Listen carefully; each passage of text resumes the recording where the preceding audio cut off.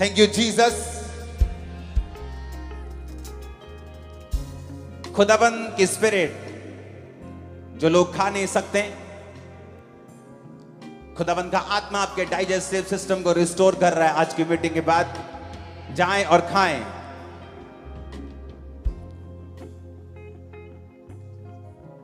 उस वचन को जो आपको प्रभु ने भेजा है उसको देने से पहले एक और चीज है जो मैं आपको बताना चाहता हूं। मत्ती 8 उसकी 16 आयत में लिखा है कि जब शाम हुई उसके पास बहुत से लोगों को वो लाए जिनमें दुष्ट आत्माएं थी, और उसने उन आत्माओं को अपने वचन से निकाल दिया और सब बीमारों को चंगा किया।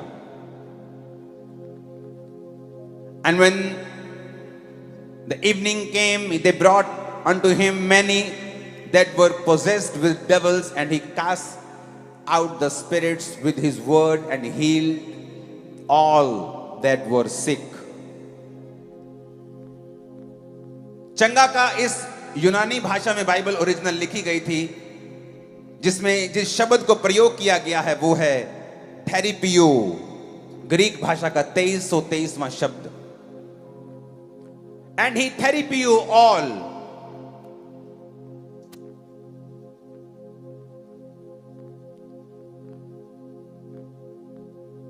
क्या ये स्क्रीन पे आ सकता है, मेरी सामने की स्क्रीन के ऊपर?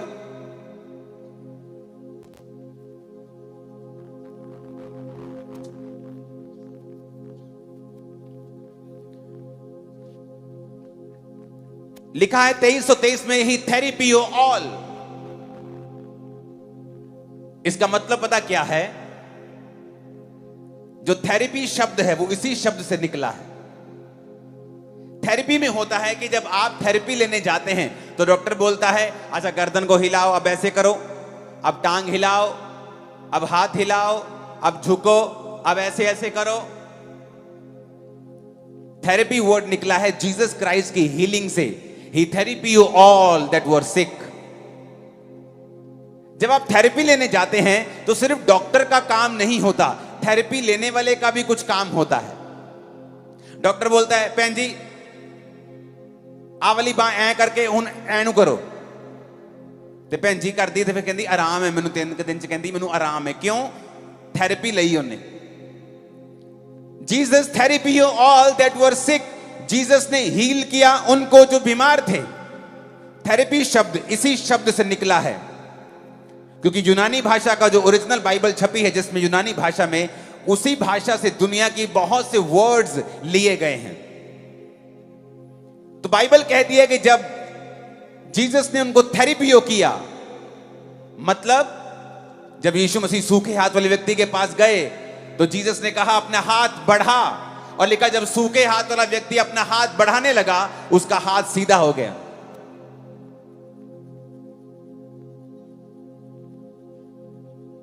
इसका मतलब सिर्फ जीसस ने सब कुछ नहीं किया, उसका भी एक काम था कि जो कुछ जीसस क्राइस्ट कह रहे हैं मैं उसको फॉलो करूं। और जैसे ही उसने अपना सूखा हाथ बढ़ाया, बाइबल कहती है उसका हाथ सीधा हो गया, उसका हाथ भर गया और हील हो गया। आज जब आपके लिए प्रार्थना की जा रही है चंगाई के लिए, तो इस बात का ध्यान रखें जो पहले नहीं कर सकते थे आपको वो करना है, क्योंकि सब कुछ यीशु मसीह के ऊपर नहीं छोड़ना है।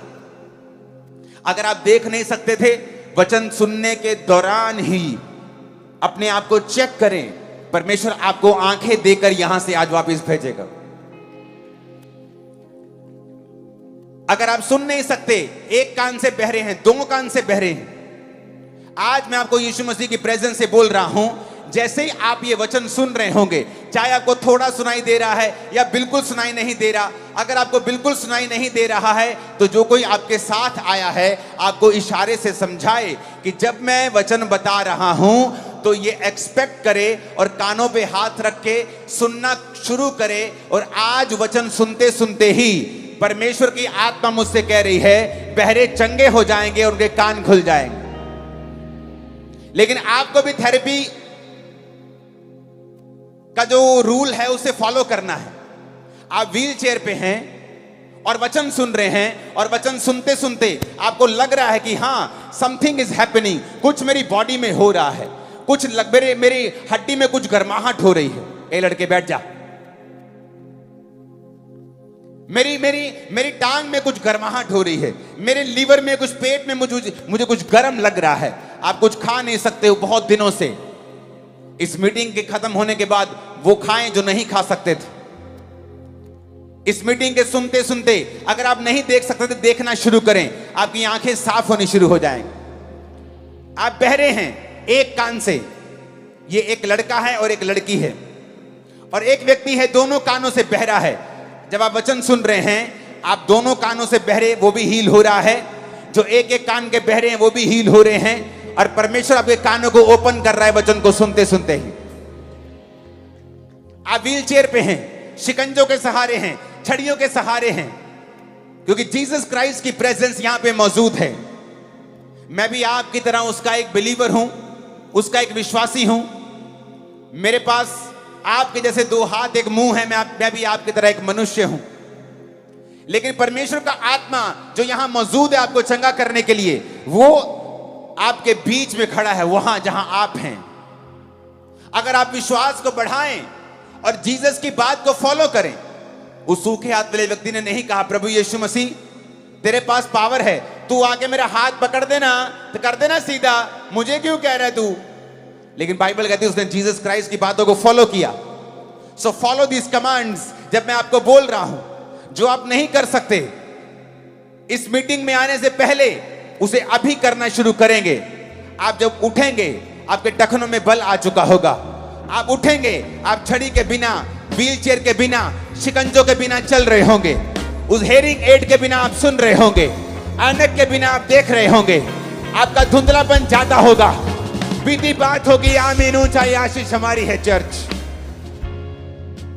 जब इस वचन को आप सुन रहे होंगे, आपके गर्भ को परमेश्वर क्लीन कर रहा है। मैं ये बड़े आराम से सुन पा रहा हूं अपने आत्मिक कानों से। वो आपके यूट्रस को क्लीन कर रहा है, वो आपकी बॉडी को क्लीन कर रहा है। आप जो वचन सुन रहे हैं, परमेश्वर का आत्मा आपको छू रहा है, क्योंकि उसकी वो प्रेजेंस जो 2000 साल पहले लोगों को चंगा करती थी, वो आज भी हमारे बीच में मौजूद है। आपके गले के ट्यूमर्स गायब हो रहे हैं, आपके पेट के ट्यूमर्स गायब हो रहे हैं, आपके ब्रेस्ट के, चेस्ट के, नाक के रसौलियां गायब हो रही हैं। इस वचन को सुनते सुनते ही आप हील होंगे। जैसे हम वचन को पूरा कर चुकेंगे, आप गवाही देने के लिए यहां पे होंगे, क्योंकि परमेश्वर का आत्मा आपको छू रहा है राइट नाउ। एक महान काम करने के लिए परमेश्वर ने हमें बुलाया है, ग्रेट वर्क के लिए बुलाया है। आप में से बहुत से लोग सोच रहे होंगे कि पास्टर जी आपको बुलाया है, हमें नहीं, क्योंकि मैं तो एक छोटी सी जॉब करता हूं, मैं तो किसी के घर में काम करती हूं। आपको बुलाया होगा, मुझे नहीं। ग्रेट लाइफ आपकी है। लेकिन एक गुड न्यूज मैं आपको देना चाहता हूं। अगर इस गुड न्यूज को आप फॉलो कर लें तो परमेश्वर किसी का भी पक्षपात नहीं करता है। एक घर में एक भाई बहुत अमीर हो जाता है, स्टार बन जाता है, और दूसरा भाई ऑर्डिनरी जीवन जीता है।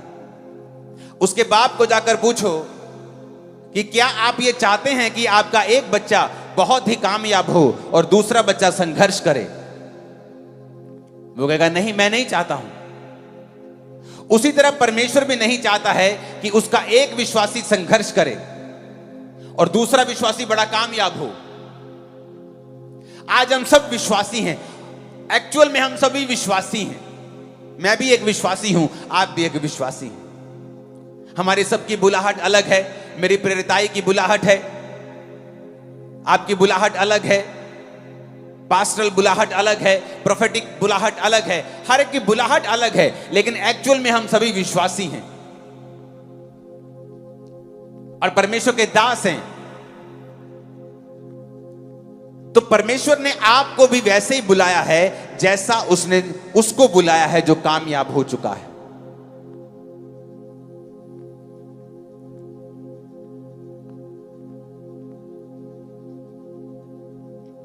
जिस तरह एक बाप नहीं चाहता उसका एक बेटा अत्यंत कामयाब हो और दूसरा बेटा कम कामयाब हो, वो नहीं चाहता है। परमेश्वर भी नहीं चाहता है कि उसका एक विश्वासी संघर्ष करे और दूसरा विश्वासी कामयाब हो। एक तो हर महीने नई गवाही दे और दूसरा एक छोटी सी गवाही के लिए इंतजार करे। उत्पत्ति 12 उसकी एक आयत में लिखा है, यहोवा ने अब्राम से कहा, अपने देश, अपने कुटुंबियों, अपने पिता के घर को छोड़कर उस देश में चला जा जो मैं तुझे दिखाऊंगा। मैं तुझसे एक बड़ी जाति बनाऊंगा, मैं तुझे आशीष दूंगा, तेरा नाम महान करूंगा, तू आशीष का मूल होगा। जो तुझे आशीर्वाद दें उन्हें मैं आशीष दूंगा, जो तुझे कोसें मैं उन्हें श्राप दूंगा। भूमंडल के सारे कुल तेरे द्वारा आशीष पाएंगे। जब अब्राहम को यह बुलाहट मिली वो 75 साल का था। जब परमेश्वर ने आदम को बनाया था तो उसकी उम्र पता नहीं कितने हजार साल थी, पर वो पाप कर बैठा और उसकी उम्र को परमेश्वर ने थोड़ा कर दिया और वो 1000 साल से कम जिया। कोई 930 साल, कोई 969 साल, सबसे ज्यादा जीने वाला मतुशले हनोक अगर आप देखेंगे तो कोई 950 साल, कोई 930 साल। लेकिन बाइबल कहती इंसान पाप करता गया और परमेश्वर उनकी उम्र को कम करता गया। फिर परमेश्वर ने नूह के समय में कहा, अब इसकी उम्र मैं कम कर दूंगा और 120 वर्ष की कर दूंगा। और फिर धीरे धीरे इंसान की उम्र कम होने लगी। फिर वो 700 साल जीने लगा, फिर 600 साल जीने लगा, फिर 500, फिर 400। अब्राहम 200 साल के कम जिया क्योंकि उस समय उम्र कम होती रही थी। उस समय 75 साल भी बहुत बड़ी उम्र होती थी कि जब 75 साल का आदमी होता था तो वो एक तरह का बुढ़ापे में प्रवेश कर रहा होता था। एक बूढ़ा आदमी जो 75 साल का है और उसकी पत्नी जो बांझ है, और अब्राहम उस देश से आता था जहां के लोग पैरों की लकीरों को देखकर भविष्य बताते थे और अलग अलग तरह की मूर्तियों से वो वार्तालाप करते, उनको पूजा करते थे। और परमेश्वर ने कहा, अब्राम अपने देश, कुटुंबी, अपने पिता के घर को छोड़ के आजा, मैं तुझसे एक बड़ी जाति बनाऊंगा। एक नॉन बिलीवर बैकग्राउंड का देश जिसमें वो रहता है, और परमेश्वर अपने जन को कह रहा है, अब्राम मेरे पीछे आजा, मैं तुझसे एक बड़ी जाति बनाऊंगा। What a joke. जिसके घर में एक बच्चा नहीं हुआ, 75 साल हो गए उसके उम्र को, और परमेश्वर कह रहा है, और क्या कह रहा है, अपना देश भी छोड़, अपना कुटुंब छोड़, अपने परिवार का, पिता का घर छोड़ और मेरे पीछे आ जा।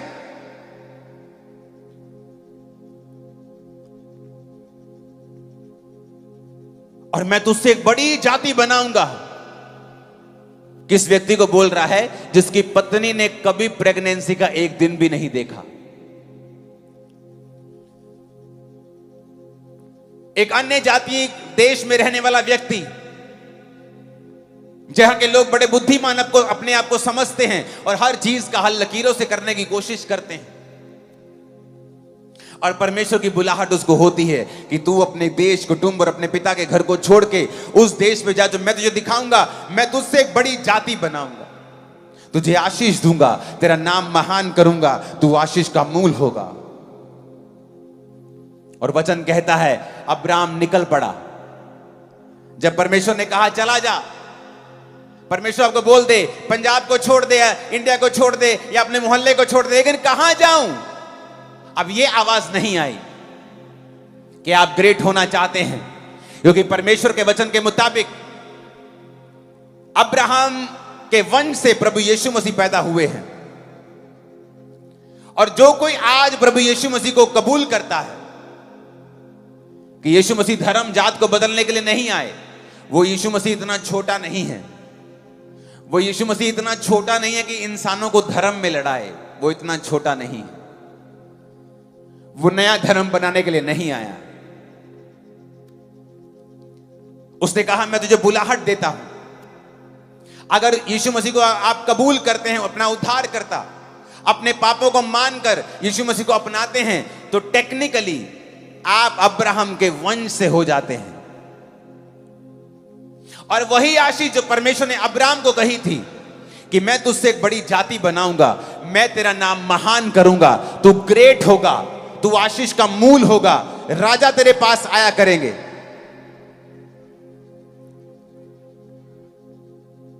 वो आपकी लाइफ में पूरा हो सकता है जो अब्राहम की लाइफ में हुआ।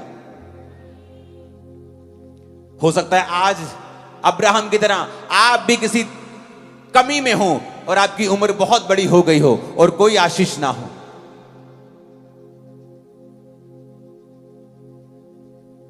आपको ये बातें जोक लगे कि परमेश्वर मुझे इतना ग्रेट कर देगा कि पूरी दुनिया मेरी आशीष को जानेगी, आपको भी ये जोक लग सकता है, आपको भी ये इम्पॉसिबल लग सकता है। लेकिन मेरे परमेश्वर की एक हॉबी है इम्पॉसिबल टास्क को पॉसिबल करना। उसकी हॉबी है ये। आपकी हॉबी होती है ना गाना सुनना, म्यूजिक बजाना, स्विम करना। मेरे परमेश्वर की हॉबी है इम्पॉसिबल को पॉसिबल करना। और बाइबल कहती है उस अब्राहम जो तब तक अब्राहम नहीं बना, अब्राम था, उसने परमेश्वर की आवाज को सुना और चल पड़ा। जब परमेश्वर आपको एक विश्वासी होने के रूप में बुलाता है तो कई बार आपको नहीं मालूम होता कि मुझे क्या करना है। बस इतना मालूम होता है कि पास्टर ने कहा है कि गलत संगति नहीं करनी है, अब वचन पढ़ना है, अब परमेश्वर के घर आना है, बुरे दोस्तों को छोड़ देना है। लेकिन एग्जैक्टली मालूम नहीं मैं क्या करूं, कैसे जीऊं। अब्राहम को यह तो मालूम था कि अपने पिता के घर को छोड़ना है, लेकिन जाना कहां है, क्योंकि उसे मालूम था कि परमेश्वर ने अगर मुझसे कहा है तो वो मुझे लेकर जाएगा।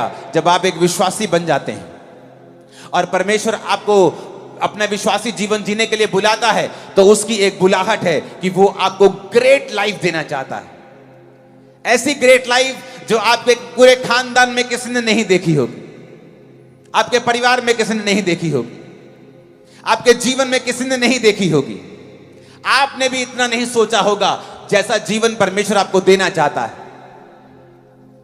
क्या आप उसको फॉलो करने के लिए तैयार हैं? अपने पिता के घर को छोड़ना मुश्किल है। वो कोई आम मजदूर नहीं था कि चलो जी अपना बिस्तरा ही उठाना है, चलो उठ के चलते हैं, दिहाड़ी इत्थे करनी उथे कर लांगे। वचन कहता है वो एक अमीर आदमी था।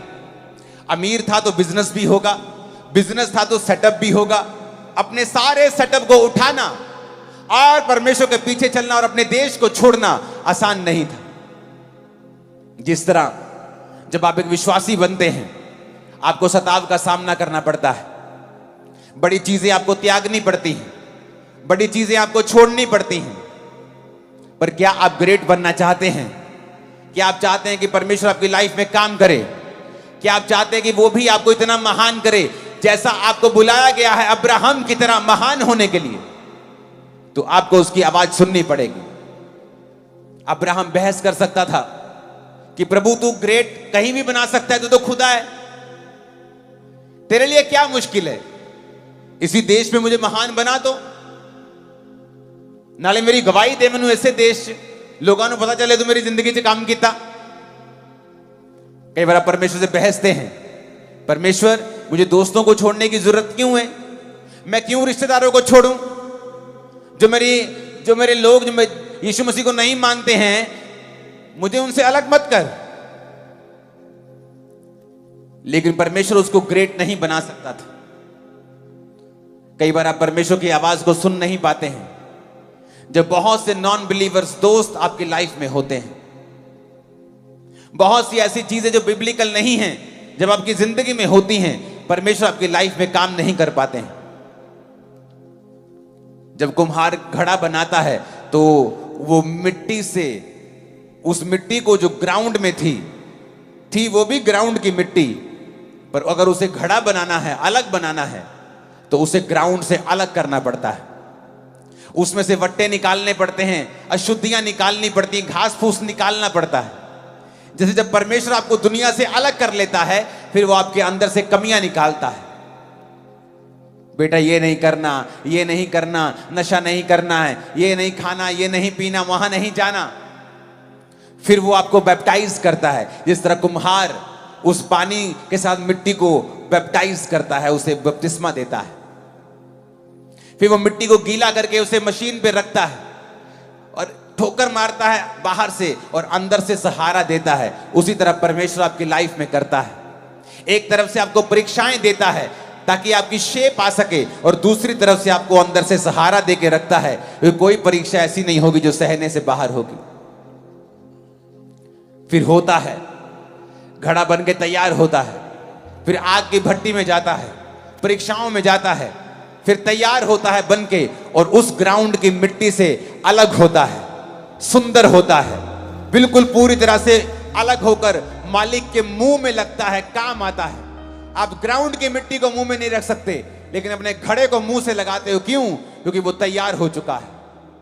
उसी तरह से जब आप परमेश्वर के हाथों में आते हैं, वो आपको तैयार करता है। तैयार होने के लिए आपको ग्राउंड की मिट्टी से अलग होना पड़ेगा। आपको दुनियावी उन चीजों से अलग होना पड़ेगा जो वचन में लिखी हैं कि हमें उनके साथ कोई मैच नहीं है। आप उन लोगों की संगति करके जो नशे में रहते हैं, आप परमेश्वर की योजना को पूरा नहीं कर सकते। जो हर वक्त लड़कियां छेड़ने के लिए नुक्करों में खड़े रहते हैं, आप उनके साथ बैठकर परमेश्वर की योजना की हिस्सा नहीं बन सकते, आप महान नहीं बन सकते। परमेश्वर कहता मैं तुझे महान करूंगा, अलग हो जा, आशीष का तो मूल होगा। आप नहीं जानते परमेश्वर ने आपको कितनी बड़ी बुलाहट के लिए बुलाया है, कितने बड़े तरीके के साथ वो आपको महान बनाना चाहता है, कैसी जिंदगी वो आपको देना चाहता है फ्यूचर में, आप सोच भी नहीं सकते। लेकिन आपको उसे फॉलो करना पड़ेगा, आपको पूरे मन से उसको फॉलो करना पड़ेगा, अपना सब कुछ छोड़ के उसके पीछे चलना पड़ेगा। आपको आत्मा की बातों की ओर ध्यान देना पड़ेगा। जो संसार कहता है, शैतान कहता है, विरोधी कहते हैं, अपना मन उनसे अलग करना पड़ेगा।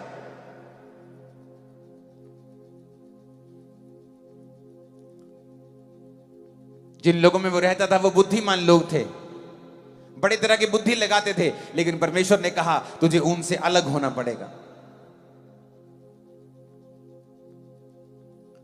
बाइबल कहती है अब्राहम के साथ लूत भी चला।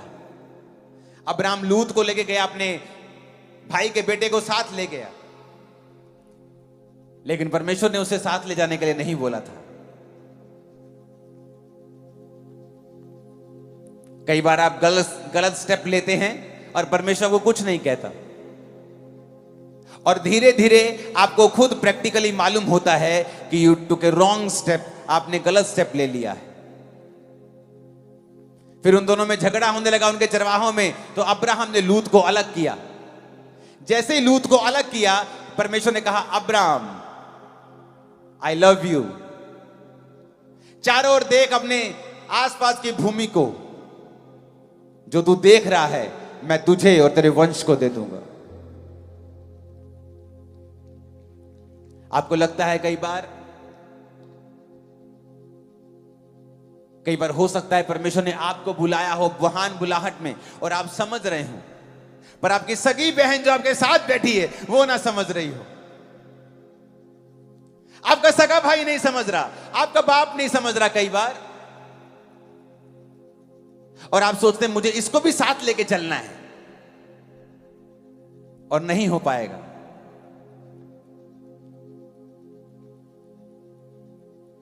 जब लूत अलग हुआ, परमेश्वर ने कहा देख अब ये सारी जमीन जो तू देख रहा है मैं तुझे और तेरे वंश को दे दूंगा।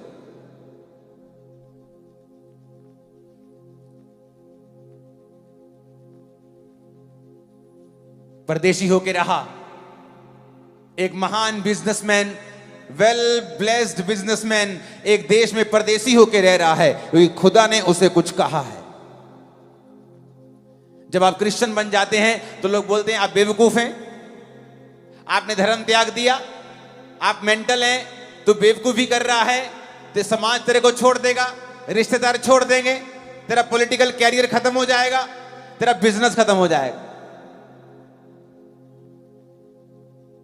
और वचन कहता है जो तू मेरे लिए खोएगा मैं 100 गुना वापिस करूंगा। जिस दिन मैं परमेश्वर में आया, मेरी रोज की इनकम 1 लाख रुपया हो गई। रोज की इनकम, सेल नहीं, मेरे बिजनेस की इनकम।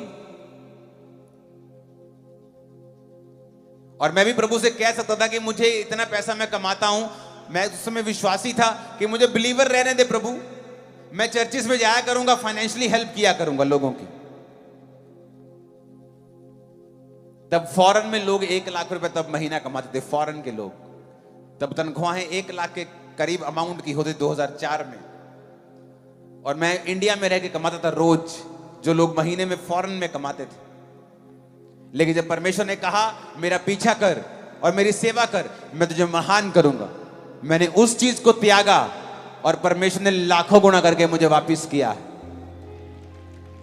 अब उसके किंगडम के लिए मैं कर रहा हूं, वो बात अलग है, क्योंकि मुझे अब पैसे की पर्सनल भूख नहीं। अब उसके राज्य को फैलाने के लिए मैं कर रहा हूं, वो बात अलग है। लेकिन परमेश्वर ने मुझे बढ़ाया है, क्योंकि मैंने वो समय पर फैसले लिए हैं जो मुझे लेने चाहिए थे, जिनमें लोग 10 साल लगा देते, 5 साल लगा देते सोचने के लिए, और ये साबित करते हैं कि परमेश्वर तू छोटा है, मेरी बुद्धि तुझसे भी बड़ी है, मैं सोच के देखूंगा, कैलकुलेट करूंगा दिमाग में मुझे क्या करना चाहिए। शेम, ये शेम है, ये शर्म की बात है, क्योंकि परमेश्वर आपको जानता है, वो आपका फ्यूचर देख सकता है, वो जानता है आपको कहां लेके जाना है और कैसे लेके जाना है। उसके तरीके दुनिया के तरीकों से अलग हैं। जब आप जीसस क्राइस्ट को फॉलो करें, पूरे मन से उसको फॉलो करें, पूरी तरह से पवित्रताई में उसको फॉलो करें, सब चीजों को त्याग कर जो खुदा से दूर रखती हैं, बल्कि वो सोचों को भी करप्ट करती हैं, जो प्रभु से दूर करने वाली सोचें आपके अंदर डलती हैं, ऐसे दोस्तों से भी अलग रहें। अगर कोई रिश्तेदार जिसके पास आप बैठते हैं और 15 मिनट बैठने के बाद आपका विश्वास कमजोर होता है परमेश्वर में, क्योंकि वो कुछ आपको सलाहें देना चाहता है, तो उससे अलग हो जाएं। क्योंकि वचन कहता है कि वो ग्रेटनेस का रास्ता जिसमें आप बुलाए गए हैं, आपको परमेश्वर ने आवाज नहीं लगानी है। अब्राहम को जब वो आवाज लगा रहा था, वो तुझे आवाज लगा रहा था, और तुझे लगा रहा था, और तुझे लगा रहा था, और मुझे लगा रहा था।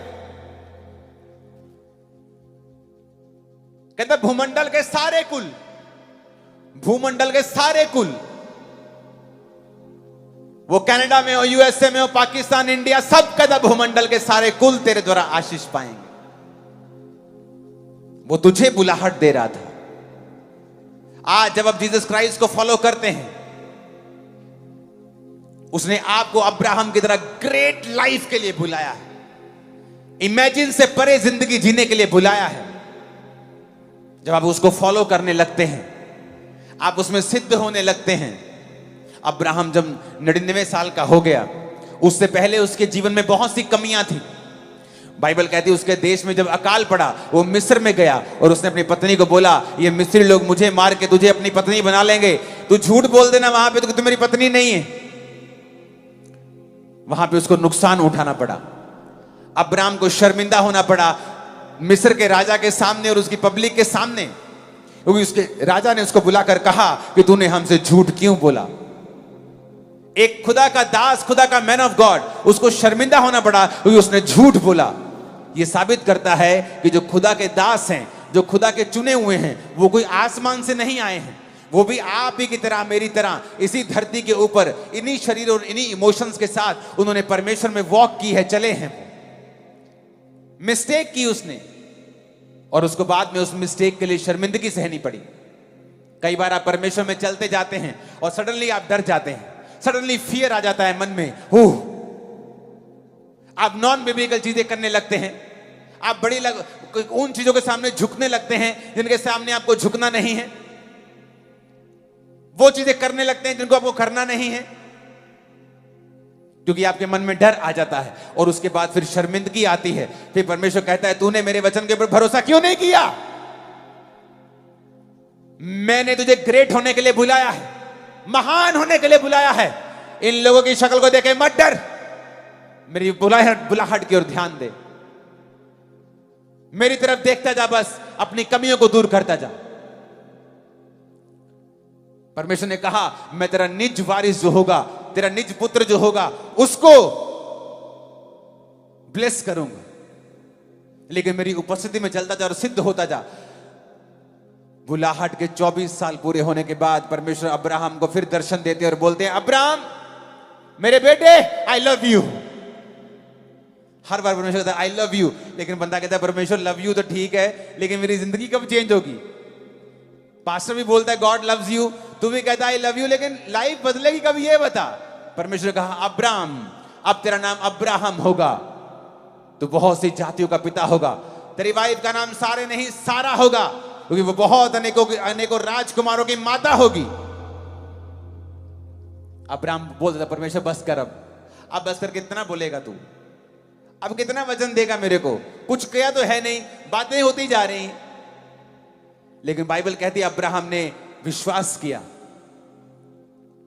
कि हां मुझ में कमियां हैं, मुझे तेरी उपस्थिति में चलना है और सिद्ध होना है।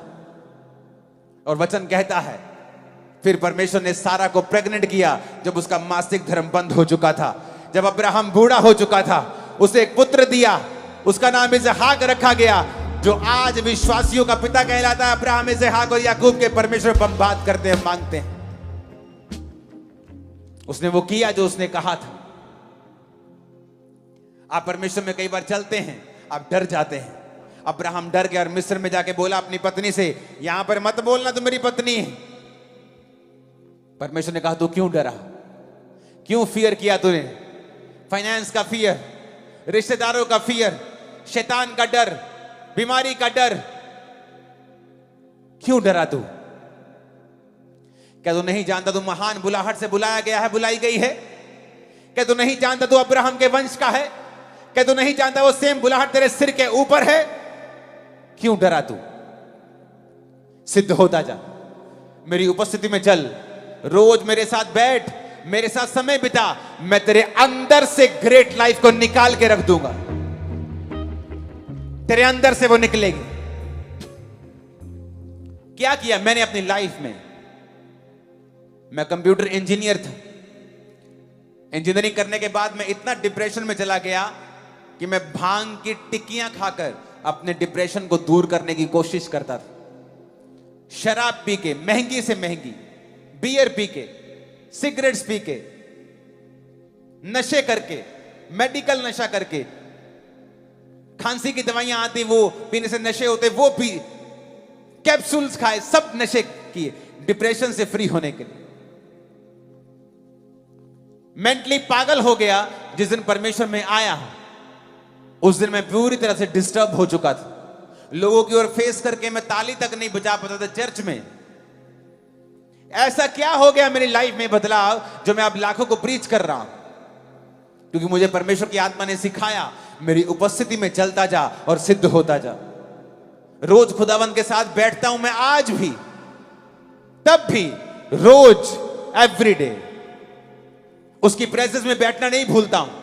आप लोग भूल जाते होंगे और आप नहीं समझ सकते कि परमेश्वर को जो आपकी ग्रेट लाइफ निकालनी है वो आपके अंदर से निकालनी है, बाहर से कुछ नहीं आना। अगर मुझे संतरे का पेड़ चाहिए तो मुझे संतरे का बीज लगाना पड़ेगा और उस बीज के अंदर से संतरा निकलेगा। बाहर से संतरे का पेड़ नहीं आएगा बना बनाया और वो बीज फल देगा, ऐसा नहीं है। मुझे संतरे का बीज संतरा देगा, आम का बीज आम देगा। तो परमेश्वर को आपकी लाइफ के अंदर से कुछ ब्लेसिंग को निकालने के लिए बाहर से नहीं पैदा करना है, उसको आपके अंदर से पैदा करना है। जब आदम को परमेश्वर ने बुलाया और आदम ने सब जानवरों के नाम रखे तो परमेश्वर ने कहा यार मुझे कोई भी तेरे साथ मैच नहीं कर रहा। हाथी तुझसे ज्यादा बड़ा है, शेर थोड़ा सा अग्रेसिव है, तेरे साथ जचेगा नहीं, यार कोई मैच नहीं कर रहा। बाइबल कहती परमेश्वर ने आदम को गहरी नींद में सुलाकर उसी के अंदर से औरत को निकाला, उसकी पसली को निकालकर मांस भर दिया। इसका मतलब आपकी लाइफ में जो कुछ भी आपको चाहिए था ऑलरेडी वॉज इनसाइड यू, आपके अंदर था वो। आप परमेश्वर को आपके अंदर से ही हीलिंग निकालनी है, झरने आपके अंदर से जीवन जल के निकालने हैं, लेकिन वो आप उसको समय देंगे तो ना। समय तो टीवी पे जा रहा है, प्रोग्राम्स देखने हैं, इंटरनेट चलाना है, कौन क्या कमेंट कर रहा है, किसने कितने लाइक छोड़े हैं,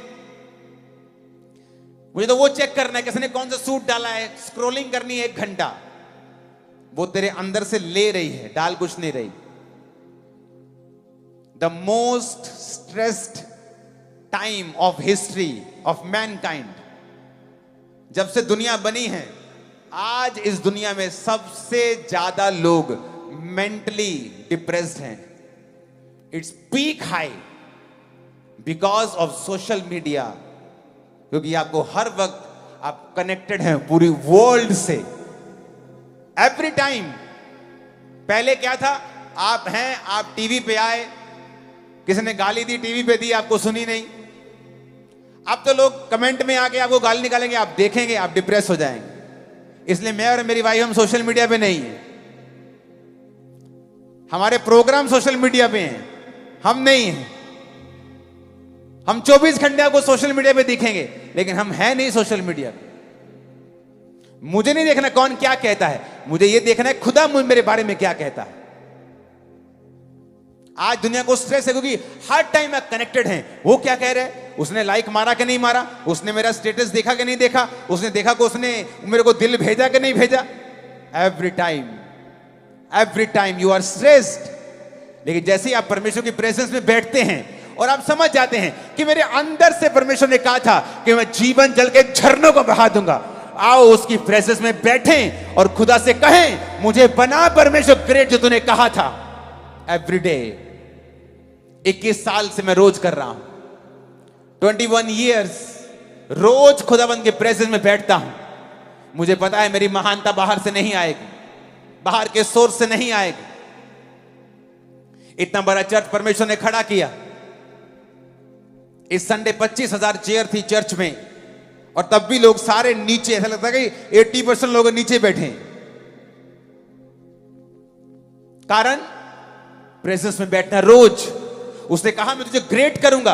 अगर तू पास्टर है, you will be a great pastor. तू अपोस्टल है, you will be a great apostle. तू डॉक्टर है, तू इंजीनियर है, तू बिजनेसमैन है, you will be a great businessman and a great believer too. तू महान विश्वासी और वो महान काम करेगा। लेकिन उस महानता को निकालने के लिए मुझे रोज उसके पास बैठना पड़ेगा। फोन त्याग के, टीवी त्याग के उसके पास बैठना पड़ेगा कि परमेश्वर, ये भुलाहट मेरी थी और आप लेट कर रहे हैं उसको। आपने घर में फोन लाए, सिम लाए, और आपने फोन रख दिया और सिम रख दिया। आपने ना फोन ऑन किया ना सिम ऑन किया। आपकी बात नहीं होगी किसी से। वही हाल लोगों का है, अपनी बुलाहट को साइड पे रखा हुआ है और टीवी ऑन किया हुआ है। कई घरों में तो उनकी ड्योढ़ी में, लॉबी में 20 आवर टीवी चलता है, 10 घंटे टीवी चलता है रोज। कभी कोई मोहल्लों में टीवी, ऐसे कोई ना कोई खड़े रहे टीवी के आगे। कोई बच्चा खड़ा है, कभी भाभी खड़ी है, कभी पुआ खड़ी है, कभी दादी खड़े। अच्छा उनकी, अच्छा एक सूट पे मेहर मार गया एवरी टाइम। और आप भूल गए कि आप क्रिश्चियन हैं, आपको परमेश्वर की प्रेजेंस में बैठना है। परमेश्वर आपके अंदर से ग्रेट लाइफ को निकाल देंगे। फिर वो लाइफ जो परमेश्वर आपको देना चाहता है, आप जीना शुरू करेंगे। आपको फॉर्मूला समझ आ जाएगा। ओके, ये फॉर्मूला है, परमेश्वर की प्रेजेंस में रोज बैठना है, प्रार्थना करनी है, अलगताई में रहना है, पवित्रताई में रहना है, और मुझे परमेश्वर के संग चलना है और अपनी कमियों को निकालते रहना है रोज रोज। आप 90% जो प्रेयर्स करते हैं अभी, आप बंद कर देंगे करनी, क्योंकि वो पूरी होना शुरू हो जाए। 90%, क्योंकि आप विश कर रहे हैं, पिता ऐसा हो जाए, प्रभु ऐसा हो। आप प्रेयर नहीं कर रहे हैं, आप समय नहीं बिता रहे हैं, परमेश्वर के संग नहीं हैं, क्योंकि उसने आपको ग्रेट बुलाहट दी।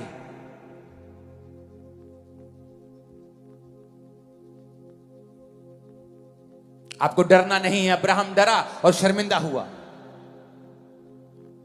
आपको पेशेंस भी रखना है कि 24 साल बाद भी परमेश्वर कह रहा है बेटे सिद्ध हो जा। ठीक है प्रभु। और वचन कहता है कि 24 साल बाद उसे यकीन हो गया था कि अब मेरा बेटा नहीं होगा, तब भी वो खुदा के साथ वफादार था।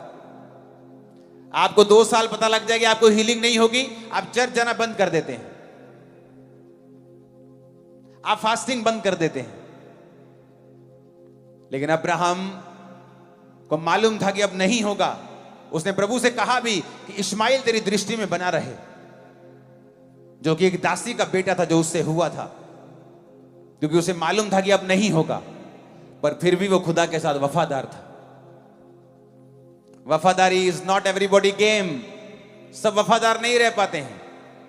अब वफादार है हीलिंग से, डिलीवरेंस से, बरकतों से। जब ये नहीं आती फिर अब वफादार नहीं। अलीशिबा बांझ थी, बुढ़ापे तक कोई बेटा नहीं, बच्चा नहीं था।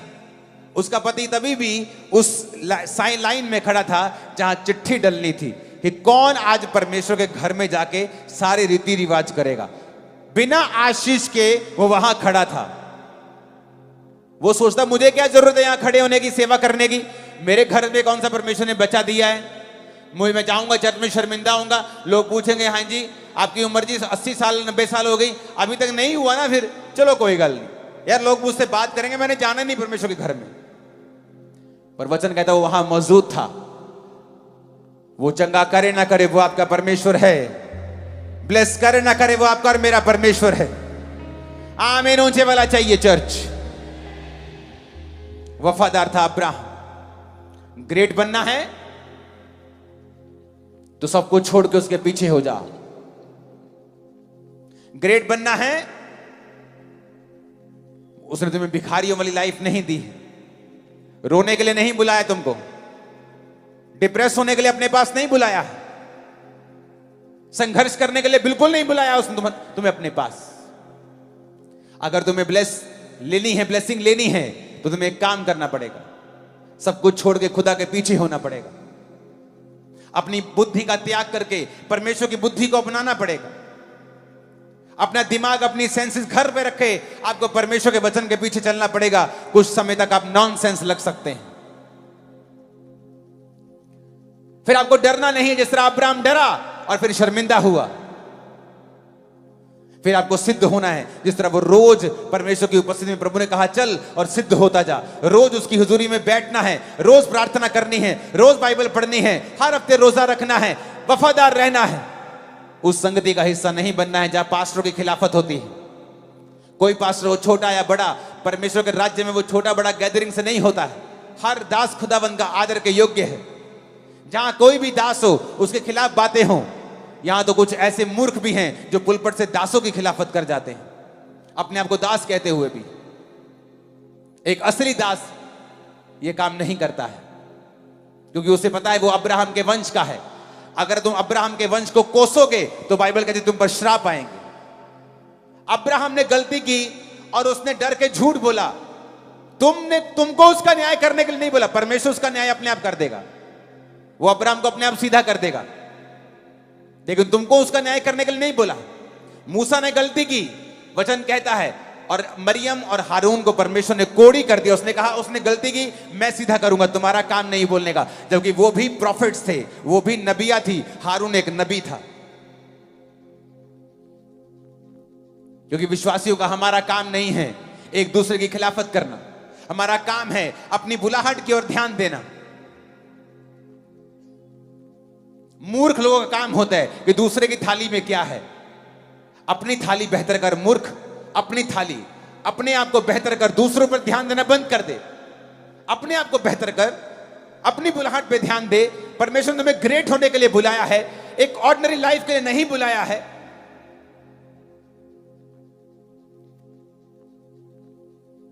जब आप ऐसी बातों को करना शुरू कर देंगे, आप नोटिस करेंगे आपकी लाइफ में चेंज आना शुरू हो चुका है। नोटिसेबल चेंज, नोटिस होगा चेंज। आपको मालूम होगा कि फाइनेंस में, मेरे बिजनेस में, मेरी जॉब में कुछ फर्क है, मेरी फैमिली में फर्क है। मेरे माइंड में, मेरी स्पिरिट में फर्क है। वो फर्क नहीं है, वो शुरुआत है। वो मुट्ठी भर बादल है, जल्दी काली घटाओं में बदल जाएगा इन जीसस नेम। आमीन। साथ चाहिए और बड़े चाहिए चर्च।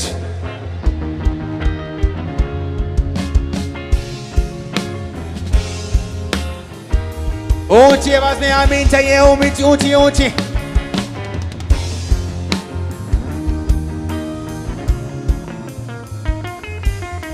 Hallelujah, hallelujah. आप ग्रेट होना चाहते हैं, it is possible. That's good news for you. आपके लिए एक खुशखबरी है, आप बन सकते हैं। आप बुलाए गए हैं स्टेप्स फॉलो करने हैं। अलग हो जाना है उस सब चीज से जो आपको जोड़ी रखती है पुरानी जिंदगी के साथ। वो लोग हो सकते हैं, आदतें हो सकती हैं, पाप हो सकता है, उसे त्यागना है। परमेश्वर का पीछा करना है, चलना है वचन के साथ। सेंस कुछ कहे, लोग कुछ कहें, वही करना है जो वचन कहता है, जो कुछ समय के लिए नॉनसेंस लग सकता है।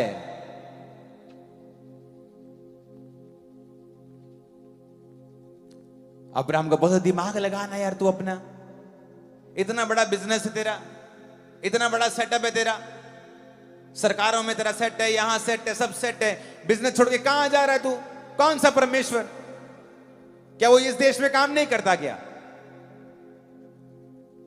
तुझे घर छोड़ के क्यों जाना है? पिता के घर को छोड़ के क्यों जाना है तुझे? सेंस ज्यादा यूज करोगे तो परमेश्वर को मिस कर दोगे। सेंस वहां यूज करो जहां परमेश्वर ने करने के लिए बोला है आपको। लेकिन जब परमेश्वर का वचन आता है तो उसने कहा है मुझे फॉलो कर, फॉलो मी। भेड़ कहा है परमेश्वर ने आपको, और भेड़ लंबा, गहरा और ऊंचा नहीं देख सकती। वो पूरी तरह से चरवाहे के ऊपर डिपेंडेंट रहती है। यीशु मसीह के ऊपर डिपेंडेंट रहें और जो वो कहता है करें। डरे नहीं, सिद्ध होते जाएं और रोज उसकी हजूरी में बैठें और अपने आप को उन चीजों से अलग कर लें जो आपकी बुलाहट से आपको दूर करती हैं। मैं आपको वायदा करता हूं, खुदावंद की प्रेजेंस में उसकी आत्मा से बोल रहा हूं, 6 महीने के अंदर आप एक बड़ा चेंज जो नोटिस किया जाएगा अपनी लाइफ में देखेंगे। 6 मंथ आप ये स्टेप्स फॉलो करें, 6 मंथ आपको मालूम होगा ये है बदलाव। और वो शुरुआत होगी, और वो शुरुआत होगी। वो छोटा सा बादल एक बड़ी घटा में बदल जाएगा इन जीसस नेम। आमीन। ऊंचे वाला चाहिए चर्च। Hallelujah, hallelujah. आप तैयार हैं जीसस को फॉलो करने के लिए? तैयार हो? इससे पहले कि मैं आप लोगों के लिए प्रार्थना करूं, क्योंकि अगर मैं अभी आपको आगे बुलाऊंगा तौबा की प्रार्थना के लिए, तो आधा किलोमीटर लंबा पंडाल है, हम आधा पौना घंटा लगा देंगे इसमें। लेकिन मुझे प्रार्थना अभी करनी है। लेकिन जहां भी आप हैं, आप वहीं बैठकर घुटने टेक कर प्रार्थना करेंगे मेरे साथ। अगर आप प्रभु से दूर हैं, क्रिश्चियन होने के बावजूद भी, आप कभी चर्च में नहीं गए, आप पहली बार सुन रहे हैं, आप भी अपने घुटनों के बाहर आ जाओ। मैं आपको बुला